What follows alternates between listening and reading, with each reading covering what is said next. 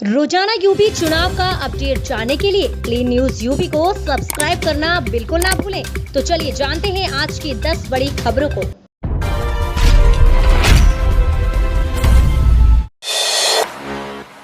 विदेश से आने वाले यात्रियों के आइसोलेशन के लिए अलग अस्पताल, जानिए योगी सरकार का नया आदेश।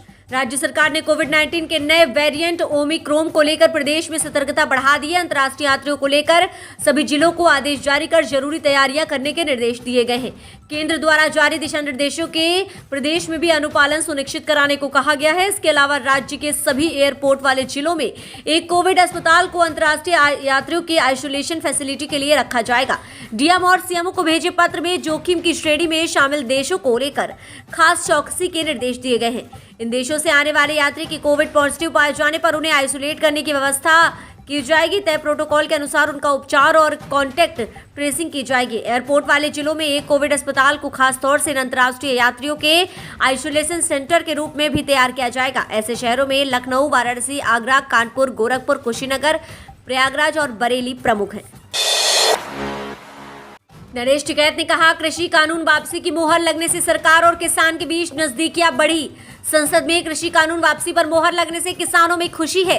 किसान इसे अपनी जीत बता रहे हैं। भारतीय किसान यूनियन के राष्ट्रीय अध्यक्ष नरेश टिकैत का कहना है कि तीनों कृषि कानून वापसी से सरकार व किसानों के बीच नजदीकियां बढ़ गई है। यह अच्छी शुरुआत है। किसानों ने जहां ट्रैक्टर मार्च रद्द किया, वहीं सरकार ने भी अपनी जिद्दी रवैये को छोड़ दिया। इससे किसानों में खुशी का माहौल है। सरकार अब आंदोलन के लिए शहीद हुए किसानों के लिए भी 2 शब्द कहे। शहीद किसानों के स्वजन को सम्मान मिलना चाहिए। किसानों की बात को समझना सरकार की जिम्मेदारी भी है। सरकार पर जितने आरोप लगाए गए हैं, इस आंदोलन से एक दूसरे को जानने का मौका भी मिला। आंदोलन के दौरान किसानों पर दर्ज मुकदमे वापस होने चाहिए। कांग्रेस के प्रदेश अध्यक्ष अजय कुमार लल्लू ने कहा, टीईटी का पेपर लीक होना प्रदेश सरकार की असफलता। कांग्रेस के प्रदेश अध्यक्ष अजय कुमार लल्लू ने कहा कि भाजपा सरकार किसान विरोधी है।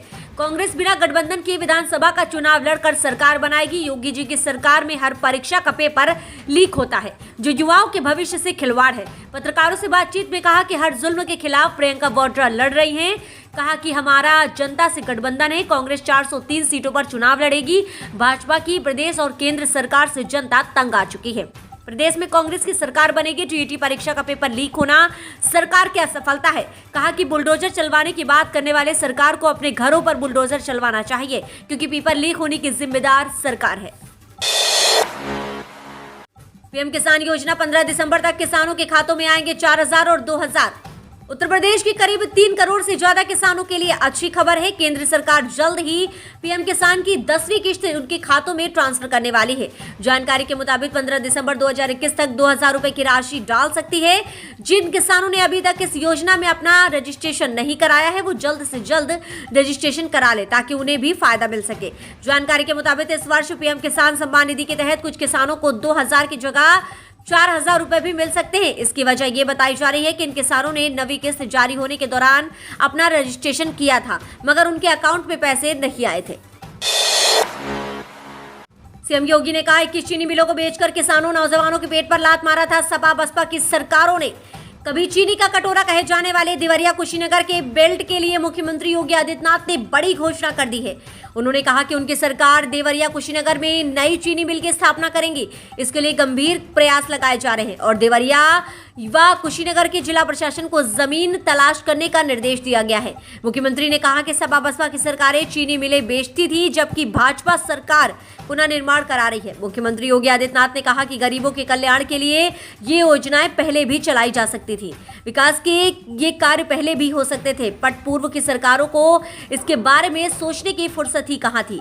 सीएम योगी ने बताया, कोरोना काल में जारी मुफ्त राशन की सुविधा को होली मार्च 2022 तक विस्तारित कर दिया गया है। इसके तहत अंत्योदय कार्ड धारकों को राशन के साथ ही 1 किलो दाल, 1 किलो खाद्य तेल, 1 किलो चीनी व 1 किलो नमक भी मुफ्त दिया जाएगा। 31 दिसंबर तक शुरू हो सकता है बुंदेलखंड एक्सप्रेसवे। सीएम योगी ने की कार्यों की समीक्षा, काम को तय समय सीमा में पूरा करने के दिए निर्देश। उत्तर प्रदेश के मुख्यमंत्री योगी आदित्यनाथ ने सोमवार की शाम अपने सरकारी आवास पर बुंदेलखंड एक्सप्रेसवे परियोजना की प्रगति की पैकेजवार समीक्षा की।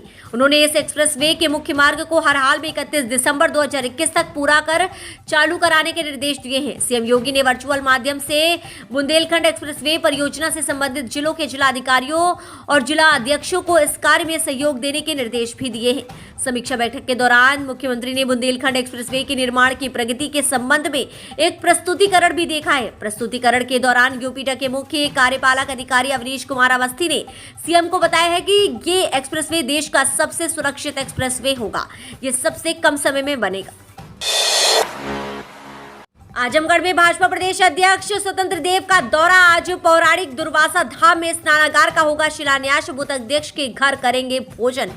भाजपा के प्रदेश अध्यक्ष स्वतंत्र देव सिंह जिले के दौरे पर आ रहे हैं। प्रदेश अध्यक्ष जिले के प्रसिद्ध व पौराणिक धार्मिक स्थल दुर्वासा धाम मंदिर के गर्भगिरी में चढ़ाए गए चांदी के छत्र का लोकार्पण करेंगे। इसके साथ ही दुर्वासा धाम पर तमसा व मंजूसा नदी के संगम पर महिलाओं के लिए स्नानागार का शिलान्यास भी करेंगे। पौराणिक रूप से दुर्वासा धाम काफी महत्वपूर्ण माना जाता है। पौराणिक रूप से ये स्थल काफी महत्वपूर्ण है। यही कारण है कि पर्व व त्योहार के अवसर पर दूर दूर से यहाँ पर बड़ी संख्या में भक्त आते हैं। ऐसे में भाजपा जिले के इस पौराणिक स्थल पर विकास कार्य कराएगी, जिसको लेकर भाजपा जिला यूनिट तैयारियों में लगी हुई है और बड़ी संख्या में लोगों को इकट्ठा भी किया जाएगा।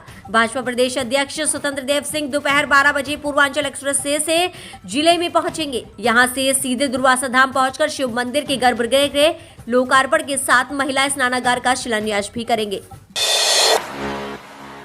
सभा का आरोप भाजपा की नीयत साफ नहीं। अखिलेश ने कहा, भाजपा विधानसभा चुनावों से डरकर उसने अपने 3 काले कानून वापस तो ले लिए, किसानों की बुनियादी मांगों से कतरा रही है।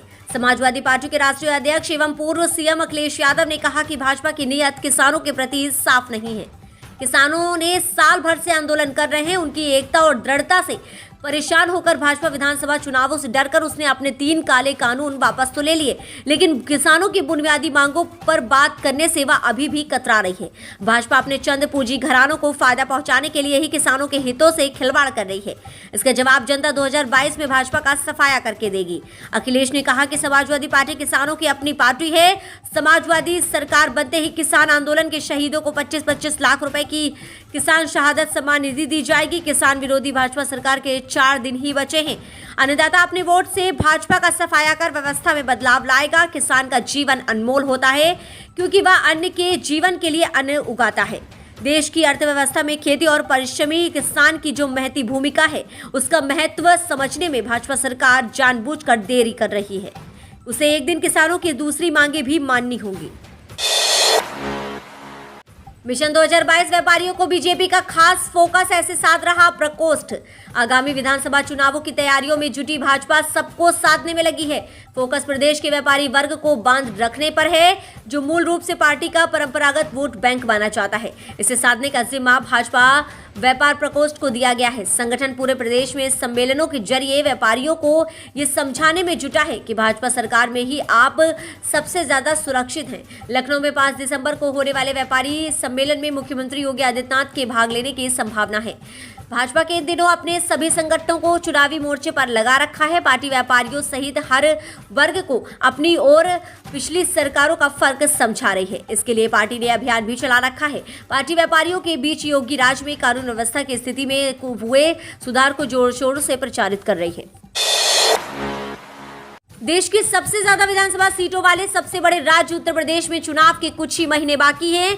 सबसे बड़ा सवाल यही है कि किसके हाथ लगेगी जीत की कुर्सी, किसको करना पड़ेगा हार का सामना, कौन सी पार्टी सत्ता में वापसी करेगी, किस पार्टी की होगी विदाई, ये देखना बड़ा दिलचस्प होगा। क्या योगी सरकार का राज दोबारा लौटेगा या सपा प्रमुख अखिलेश यादव के सर पर सजेगा ताज? आइए बात करते हैं उत्तर प्रदेश की ताजा ओपिनियन पोल के बारे में। ये ओपिनियन पोल हमने जनता की राय के अनुसार बनाया है कि जनता किस पार्टी को अपनी सरकार बनाना चाहती है, जनता किसे अपने मुख्यमंत्री के रूप में देखना चाहती है। इस ओपिनियन पोल के जरिए कुछ हद तक हमने ये जानने की कोशिश की है। मीडिया रिपोर्ट्स के मुताबिक बात कर लेते हैं। सबसे पहले चलते हैं बीजेपी की ओर। तो बीजेपी को यहाँ पर 43% लोग पसंद कर रहे हैं। बीजेपी को यहाँ पर समाजवादी पार्टी की बात कर लेते हैं। समाजवादी पार्टी को यहाँ पर यानी कि सपा प्रमुख अखिलेश यादव को यहाँ पर 32% लोग पसंद कर रहे हैं। वहीं बात कर लेते हैं कांग्रेस की, तो यहीं पे प्रियंका गांधी को लोग 4% पसंद कर रहे हैं। वहीं मायावती बहुजन समाज पार्टी को लोग यहां पर 15% पसंद कर रहे हैं। अन्य की बात करें तो अन्य में यहां पर 30% लोगों को पसंद किया जा रहा है। जी हाँ, ये रहा आज का ओपिनियन पोल। ये जनता की राय के अनुसार बनाया गया है। मीडिया रिपोर्ट्स के मुताबिक इन आंकड़ों को देखने के बाद ऐसा लग रहा है कि एक बार फिर से बीजेपी की सरकार उभर कर सामने आ सकती है। फिलहाल ये तो वक्त ही बताएगा। ये चुनावी सर्वे देखने के बाद आपकी क्या राय है, हमें कमेंट के माध्यम से जरूर बताएं। आपकी राय हमारे लिए बेहद जरूरी है। कौन सी पार्टी पहले नंबर पर उभर कर सामने आ सकती है?